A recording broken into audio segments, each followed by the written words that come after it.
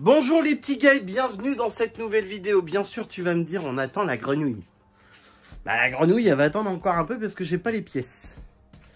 Donc là, je vais te présenter un autre projet, une autre réparation qui est une réparation d'un projet qui a déjà été fait sur la chaîne.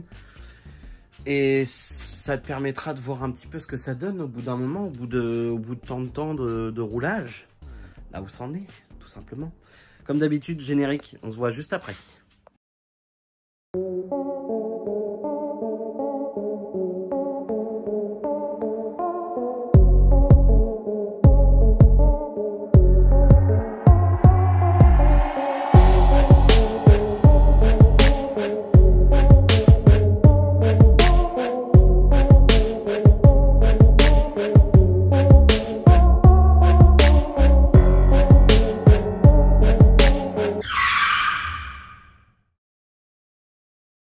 Tu te rappelles de cette auto? Ah oui, il y a un bail, hein, que tu l'as pas vu. Hein. Ça a été fait à 336 640 en 2021 du novembre, donc c'est-à-dire à peu près un an, il y a un an. À peu près. La voiture totalise au jour d'aujourd'hui 345 000, je crois, de souvenirs. Ou 340, 350 000, enfin bref, elle a fait 10 ou 15 000 km. La voiture est toujours en très bon état, sauf qu'il y a un problème. Effectivement, on a dû changer la batterie, parce que la batterie était HS. Mais pas que. Je n'avais pas fait les rotules de suspension, enfin les biellettes de suspension, et je remplace le démarreur, parce que le démarreur, il fonctionne, mais il est un peu mou du genou. Et il force beaucoup, surtout. Donc en fait, on va le remplacer, on va en mettre un neuf. Et pour ce qui est de ça, c'est ça.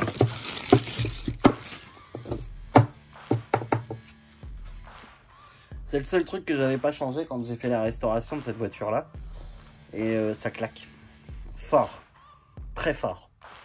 Déjà, je me suis aperçu qu'ils étaient HS. Et je pense qu'il y a les caoutchoucs de bar stab aussi. Mais je vais déjà commencer par remplacer ça. J'en ai 4. Parce que bah, je les ai pas fait sur celle-là, mais je les ai pas fait sur la Golf 4 bleue aussi. Donc bah, dans le coup, on va faire une pierre de coups. On fera ceux de la Golf 4 bleue et on fera ceux de celle-là. Je te montre que sur celle-là, parce que la Golf 4 bleue, ça va être pareil. Hein. La vidéo va être courte. Parce que tu vas voir que cette intervention-là, sur cette auto, bah oui, que tu vas voir que ça. Pourquoi? Parce que j'ai commandé les pièces de la Lupo, sauf que je n'ai pas les pièces complètes de la Lupo. Et de plus, je voudrais aussi te... Je pense que je vais te faire une vidéo sur ce que je vais... Comment faire pour diagnostiquer tout ce qu'il y a à faire sur une voiture que tu viens d'acheter. Je le ferai, je vais le faire. Donc je pense que ça sera la prochaine vidéo d'ailleurs. Après celle-là, hein. Ça sera la prochaine vidéo qui te permettra de savoir comment on déduit ce qu'il y a à faire. Quelles sont les pièces qui sont à remplacer sur une voiture. Notamment quand tu viens de l'acheter. Voilà. Donc je te prépare, on va faire ça ensemble, hein, comme d'hab. Donc là, ce qu'il faut faire dans un premier temps, c'est débrancher la batterie. Bah oui, parce que en fait, si tu veux le plus que tu vois juste ici, là, bah, il va direct au démarreur. Donc bon, débranche la batterie, c'est mieux si tu veux pas te prendre un coup de vue. Moi, ce que je vais faire, c'est que je vais carrément enlever la batterie. Parce que sinon, elle va être un petit peu embêtante.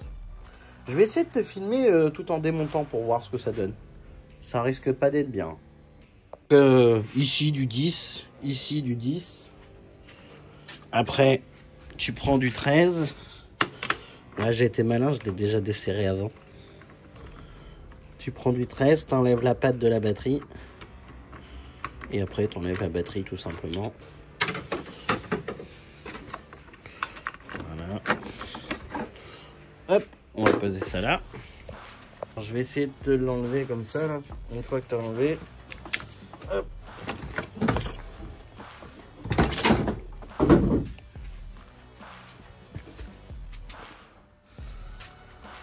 Là, on va enlever les 4 vis qu'il y a là pour enlever le bac. Et comme ça, on aura plus d'accès au démarreur. C'est parti. Bon, excuse-moi pour le bruit, Ophélie a passé la débroussailleuse. Une fois que tu en arrives là, il va te falloir débrancher la prise qui se trouve juste ici. Tu vas débrancher ce fil là. Et après, ça sera les deux vis qui tiennent le démarreur. Donc là, on fait de la place. Une fois avoir décroché tout ça, t'enlèves la petite patte qui se trouve ici. C'est une patte qui est reprise sur la vis du démarreur. Elle est reprise là par un petit écrou de 13. Tu as la même chose sur la deuxième vis qui se trouve juste en dessous, qui elle va tenir ce tuyau, ce petit tuyautier là. Tu vois, là je l'ai enlevé. Alors je précise, hein, c'est pour le 1,9 litre SDI. Mais tu as quasiment la même procédure sur le 1,9 litre TDI, c'est quasiment pareil. Enfin, c'est pas quasiment, c'est... Ouais, quasiment pareil. Je te dirais presque à l'identique. Là, maintenant, on sort les deux écrous, là, et on peut sortir le démarreur. Je te filme pas parce qu'au final... Enfin, je te filme pas pendant que je démonte parce que c'est compliqué, tu vois. Donc là, je démonte et puis je te reprends après. Bon, j'ai changé. Donc après, le même principe qu'au démontage, hein, t'enlèves les deux vis. Et en fait, celui-là, il est un peu... il est malade. On va pas se mentir, il est un peu malade. Hein. Il est un peu mou du genou, surtout. Donc là, bah, j'ai remis l'autre. On a bien rebranché, j'ai bien rebranché la prise. Le faisceau est bien branché. Là, maintenant, on va remonter le bac. Donc les 4 vis, hein, remettre la batterie. Enfin, il n'y a rien de spécial à ça. Puis après, on démarre. Bon, bah voilà, déjà, après remontage, tout est bon. Ça démarre, nickel. Ce coup-là, le démarreur lance bien. Il lance vite. Je vais essayer de te faire un petit démarrage quand même pour que tu vois. Ça toi, Mamoun. Ouais. T'inquiète, hein.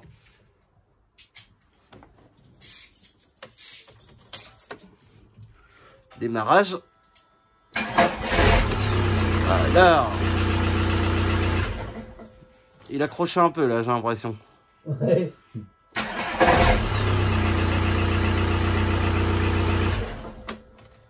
Et après, tu sais, c'est de la marque Bulk de merde, là. C'est de la marque à pas cher, alors je me dis... Parce que là, il a vraiment un bruit chelou, par contre. Mais bon, en tout cas, ça lance mieux. Ça lance mieux, et puis je vais regarder... je l'ai peut-être mal orienté, vu que j'ai pas de cale de centrage sur celui-là. Toi, normalement, tu as des petits pitons de centrage qui te permettent de le guider. Et moi, sur la boîte, je les avais plus.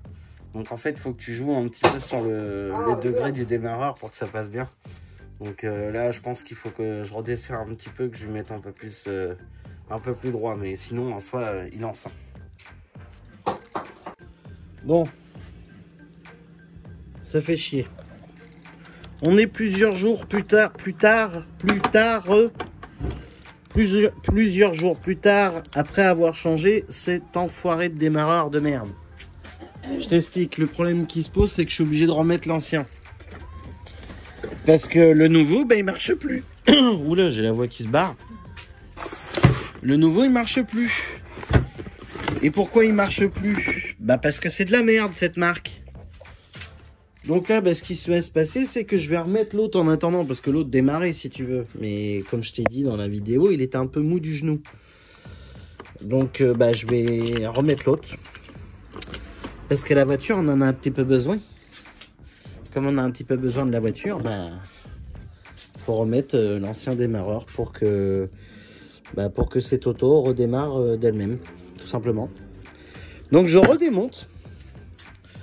C'est pour ça que la vidéo elle est pas sortie. Bon, toi tu le sauras pas, tu le sauras qu'au moment où je te le dirai, donc au moment où tu vas voir cette vidéo, elle est pas sortie parce que justement en fait le problème n'était pas réglé.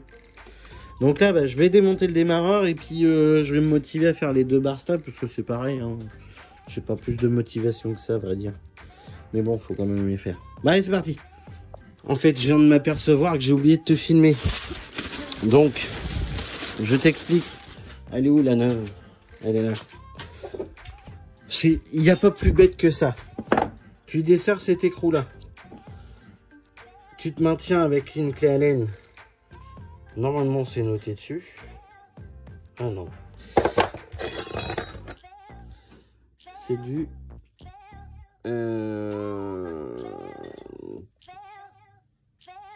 ça.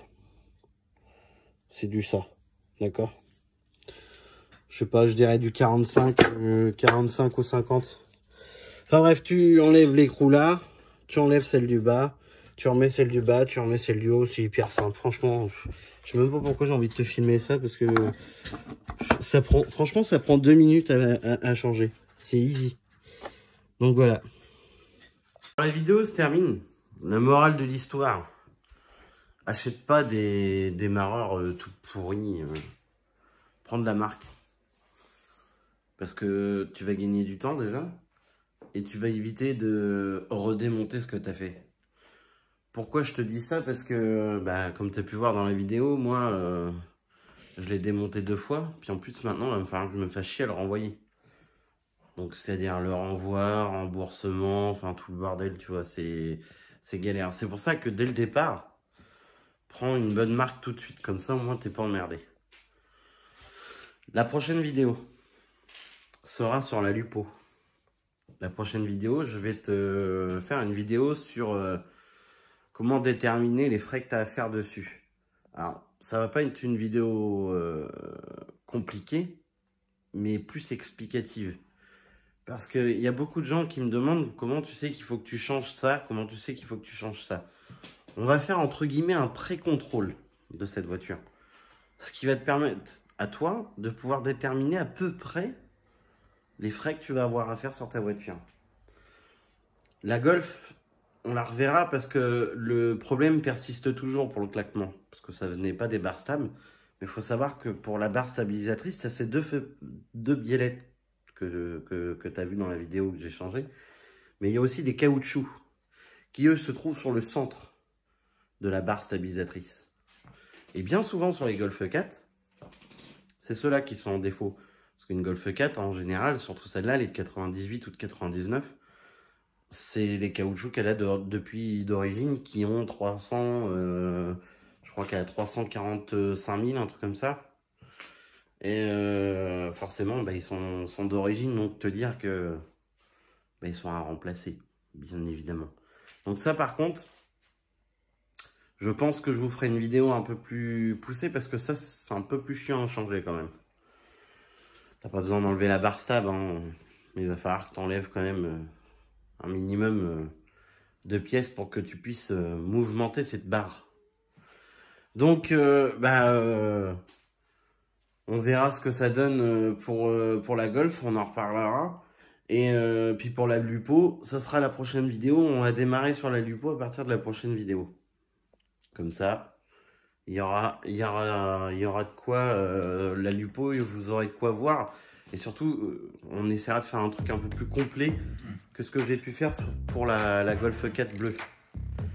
Sur ce, je vous dis à la prochaine pour une nouvelle vidéo. N'oublie pas, comme d'habitude, abonne-toi, c'est gratuit. Merci à tous ceux qui sont présents sur cette chaîne, ça fait énormément plaisir. Et surtout, tu n'oublies pas, tu partages. Tu n'oublies pas mon pouce bleu, c'est important. C'est comme ça que la chaîne est bien référencée. Je sais, je suis chiant avec tout ça, les gars, mais enfin, YouTube, ça marche comme ça. Donc, allez, je vous dis à la prochaine pour une nouvelle vidéo.